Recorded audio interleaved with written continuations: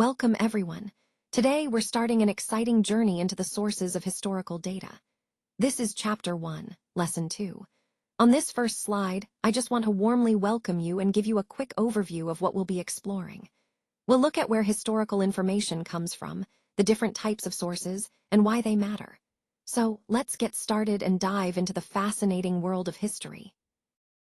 So, in other words, a source can be either a physical artifact or a witness account from the past that historians use to build their understanding of a certain time period. These sources are essential because they help us create what we call a historical work or interpretation. The source itself provides proof that an event actually took place, but the interpretation is where historians explain why it happened and what it meant. Historical information is often gathered from objects and relics that have survived through time.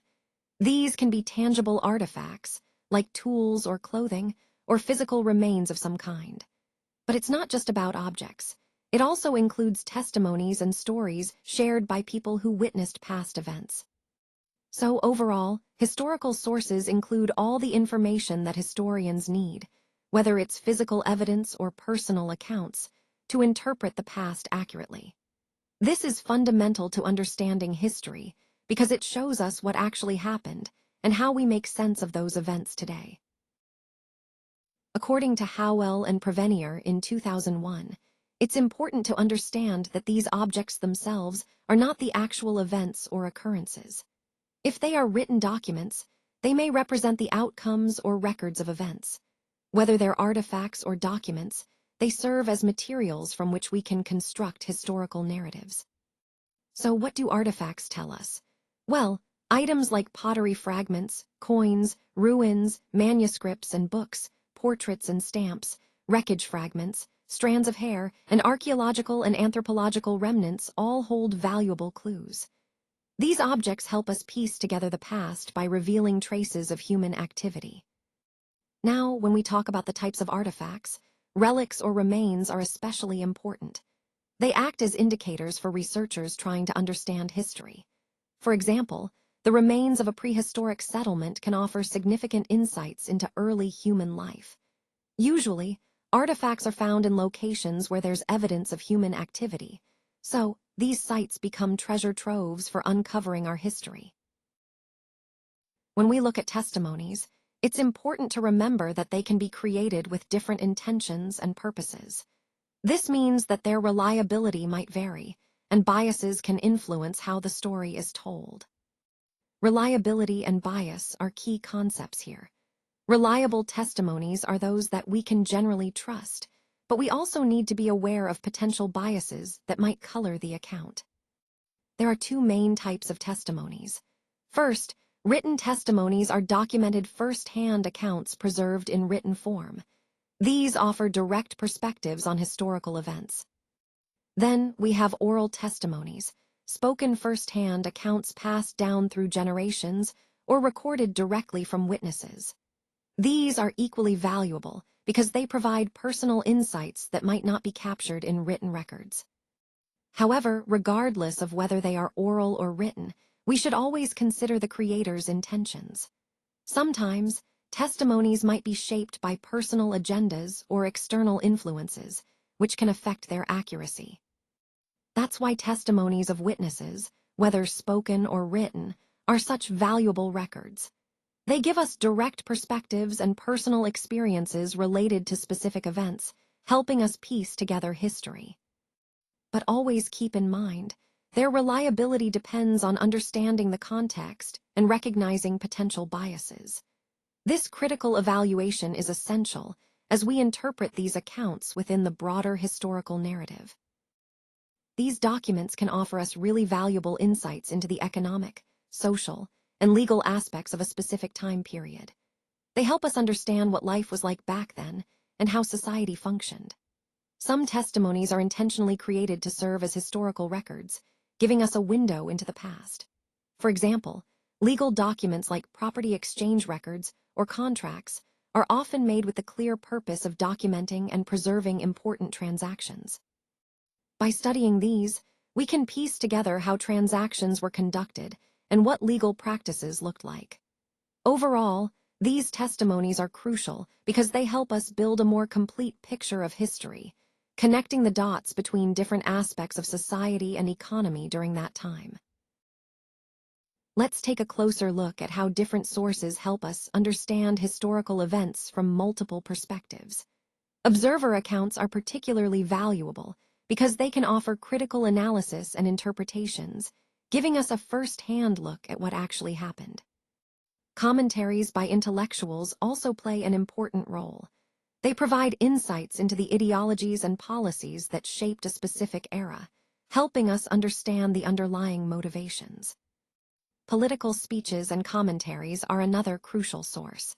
They are more than just words. They reveal the perspectives, beliefs, and motivations of the individuals or groups involved. Together, these sources, observer accounts, intellectual commentaries, and political speeches, give us a richer, more nuanced understanding of history by highlighting different viewpoints and motivations. This is essential for connecting the broader themes of this presentation to the detailed human experiences behind historical events.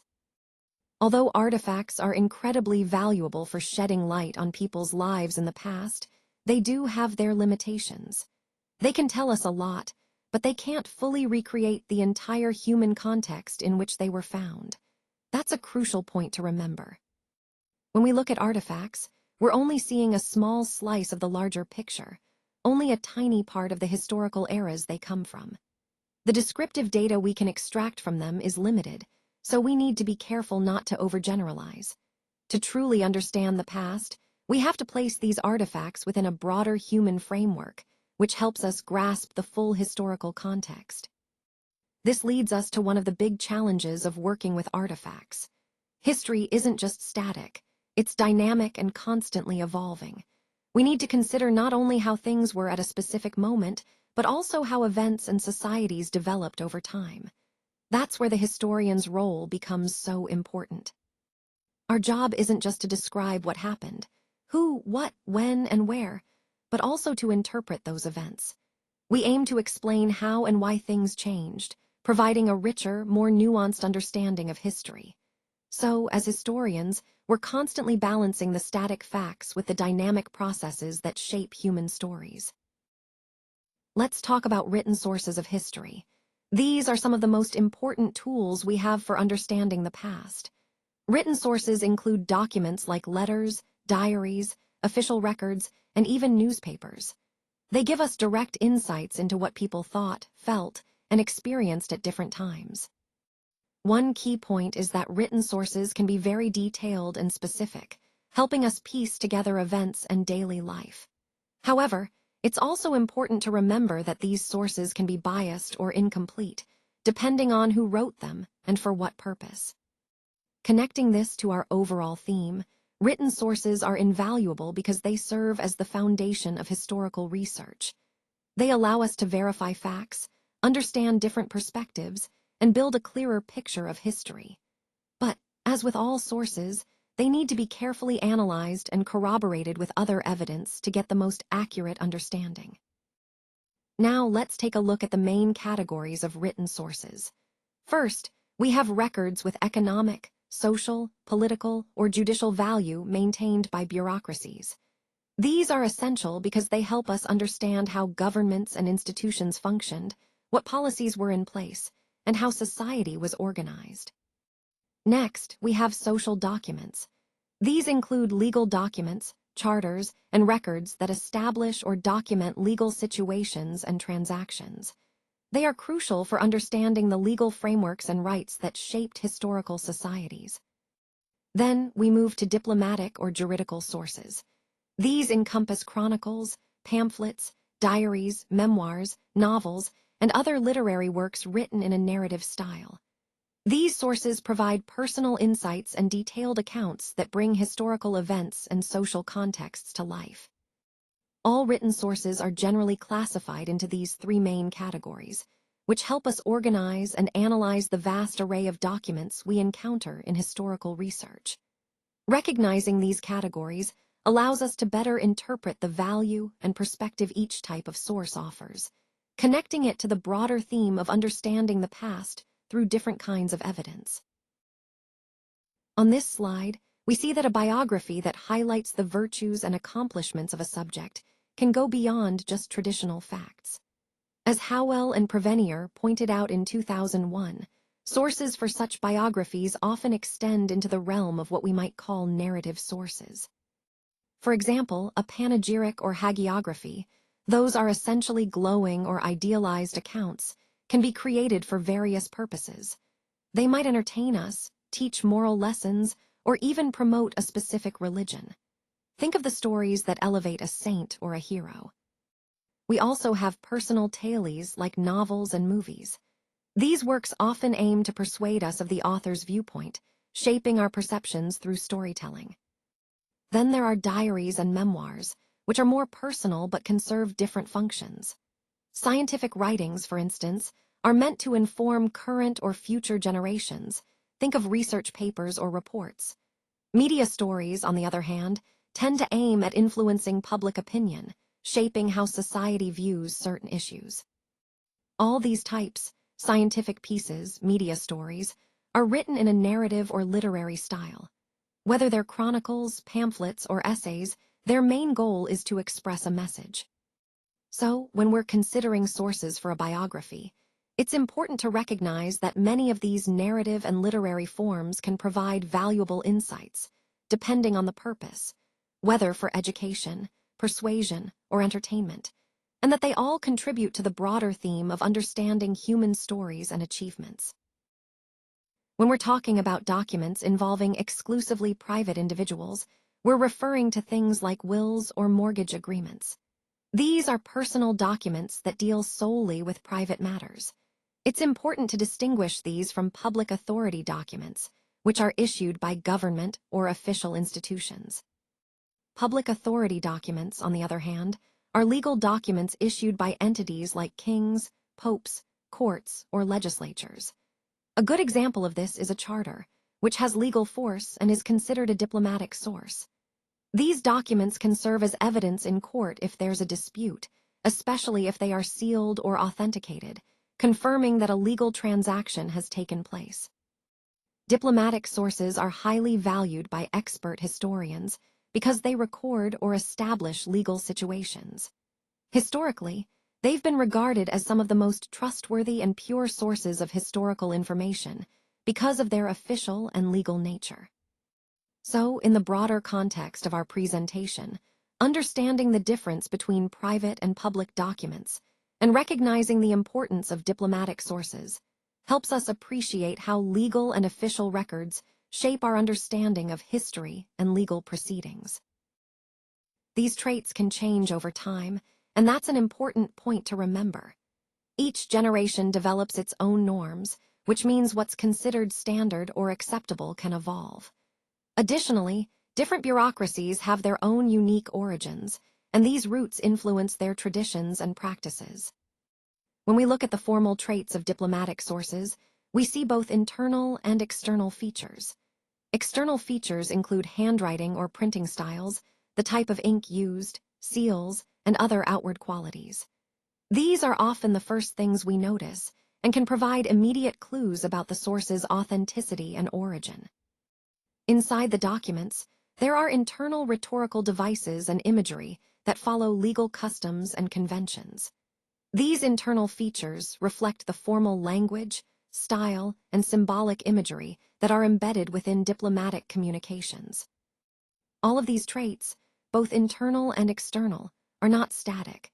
They can change as time passes, influenced by generational shifts, legal standards, and cultural traditions.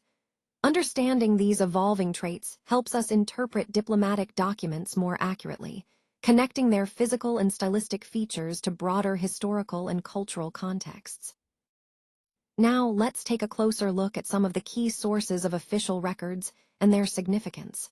First, we have municipal accounts, research findings, and other government-produced papers. These documents are essential because they provide insights into local administrative activities and public policies. Next, we have census records and government reports. These are invaluable for understanding demographic changes, population statistics, and economic conditions at different points in time. They help us piece together social and economic histories. Moving on, records documenting land and property ownership and transactions are known as property registers. These records are crucial for tracing land use, ownership history, and economic activity related to property. Then there are civil registry records, which include official records of births, marriages, deaths, and other civil events. These are fundamental for genealogical research and understanding social structures. We also have parliamentary proceedings, which record official sessions, decisions, and legislative actions. These documents shed light on political processes and governance. Finally, we come to social documents, information that holds economic, social, political, or judicial value. Bureaucracies maintain these records, and they are vital for understanding the broader context of government actions and societal changes. All of these sources are interconnected and form a comprehensive foundation for historical and social research, helping us better understand the past and inform the present. Let's talk about non-written sources of history. These are important because they help us understand the past in ways that written records might not capture. Think about things like photographs, paintings, and sculptures, visual evidence that can tell us a lot about how people lived, dressed, and even what they valued. Then there are oral traditions, stories passed down through generations by word of mouth. These can be incredibly rich sources of cultural and historical information, especially in societies where writing wasn't prevalent. Artifacts such as tools, jewelry, or everyday objects also tell us a lot about past societies, what they made, how they worked, and what was important to them. All of these sources are essential because they provide a fuller, more nuanced picture of history beyond just written documents. They connect us to the experiences, beliefs, and daily lives of people from the past, helping us see history as a living, breathing story. Let's take a look at how we can learn about the past through different sources. Spoken accounts, folk songs, sagas, tales, and interviews all serve as valuable ways to preserve historical knowledge. They rely on voice and memory, passing stories from generation to generation. We call these verbal testimony or oral evidence. On the other hand, we also have physical objects and archaeological remains.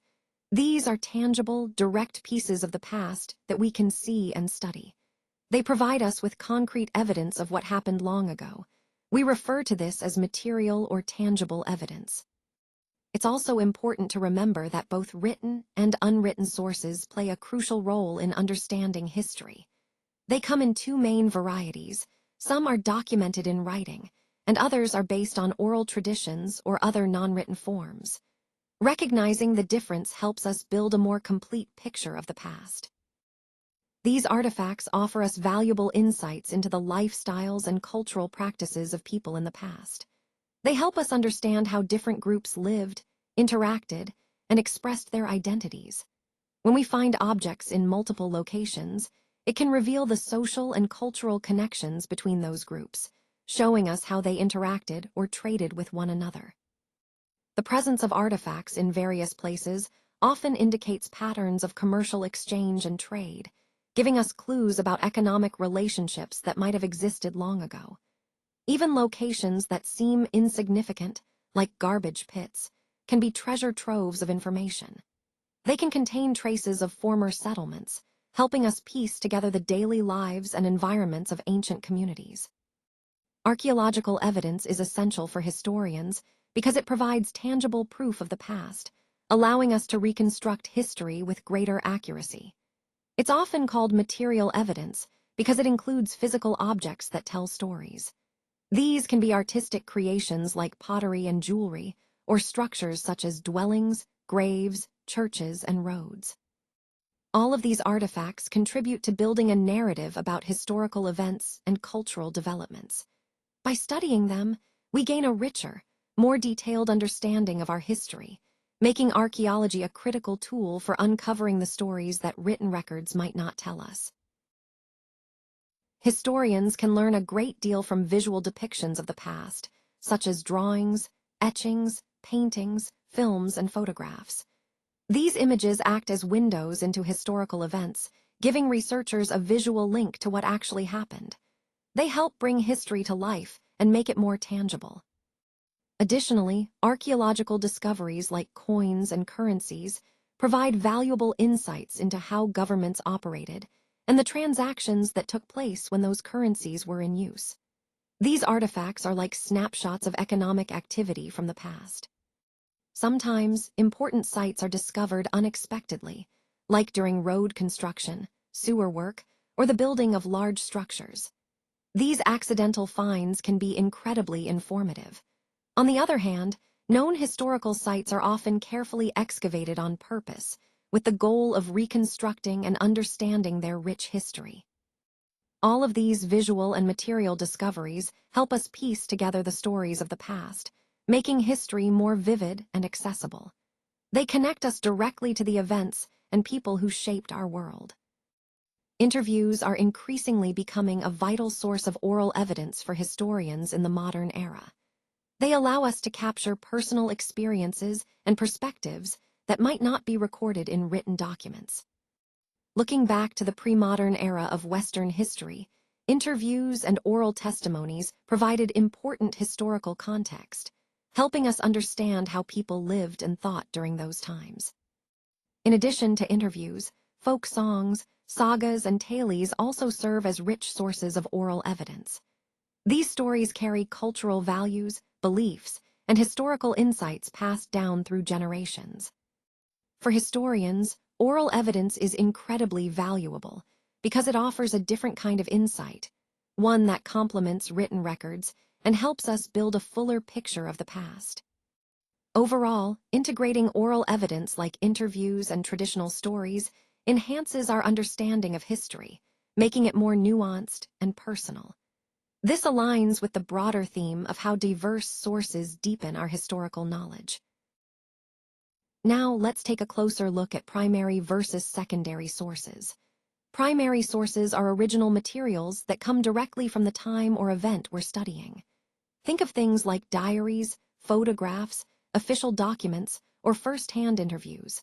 These give us direct access to the past and are invaluable for original research. On the other hand, secondary sources analyze, interpret, or summarize primary sources. Examples include textbooks, journal articles, or documentaries created after the fact. They help us understand the context and significance of the primary data, but they are one step removed from the original event. Understanding the difference is crucial because it affects how we evaluate information. Primary sources provide raw, unfiltered evidence, while secondary sources offer context and analysis. Both are essential, but knowing when and how to use each helps us build a strong, credible understanding of history. This distinction connects to our overall theme of research and critical thinking. By carefully choosing and analyzing sources, we ensure our conclusions are well-founded and reliable. Now, let's take a closer look at the types of sources that serve as direct evidence of historical events. These are what we call primary sources, and they include a wide variety of materials. For example, photographs, maps, postcards, and posters help us visualize the past. Songs, plays, novels, and stories offer cultural insights and personal perspectives. Paintings, drawings, and sculptures also reveal how people expressed themselves and understood their world at the time. When we move into written works, newspapers and magazines report facts as they happened, providing us with contemporary accounts. Government records like census data, marriage certificates, and military records give us official data about populations and events. Recorded speeches or transcriptions capture voices of leaders or witnesses, offering first-hand accounts. Diaries and journals are personal reflections that tell us what individuals experienced day to day. Letters and interviews with participants or witnesses add personal context and detail that enrich our understanding. Sometimes, we also rely on interviews with people who lived through specific eras to get a more personal sense of history. All these materials fall under what we call personal records, and they are invaluable because they provide original, first-hand accounts. These primary sources are crucial because they present facts directly, without interpretation or bias, giving us an authentic glimpse into the past. To sum up, primary sources are original, first-hand materials created during or shortly after the events they describe. They are essential for understanding history because they offer direct evidence. Whether it's a photograph, a letter, or a government record, these sources help us connect with history in a real and meaningful way. Now, let's look at how these sources help us understand the past better. First, we have sources that contextualize and analyze primary sources, giving us new insights and perspectives. These often include interpretive articles that offer their take on historical events, rather than just reporting the facts. For example, newspaper or journal articles that analyze events from a modern or historical viewpoint fall into this category. We also have interpretive analyses of artistic and theatrical works, which help us see how art and theater reflected or influenced their times. Then, there are books written by authors who weren't directly involved in the events. These are critical analyses or literary criticism that deepen our understanding through interpretation. Another important type is life accounts written by authors who didn't witness the events firsthand. These biographies can provide valuable context, but are still second-hand. Speaking of second-hand, secondary sources are created by people who lived long after the events occurred. They interpret and analyze primary sources, giving us a broader view of history. In essence, primary sources are the raw materials, original documents, eyewitness accounts, while secondary sources help us interpret and analyze those materials, enriching our understanding of the past. Both are essential for a comprehensive view of history.